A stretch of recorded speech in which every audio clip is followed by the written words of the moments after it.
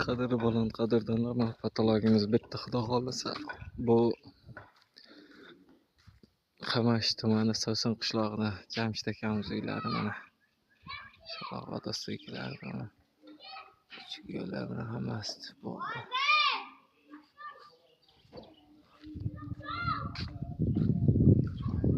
Patologlarimiz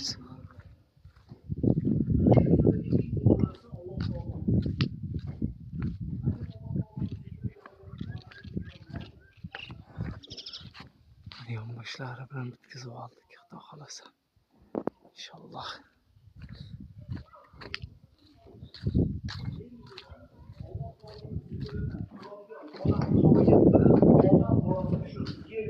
Endi patologlarimiz boshladik.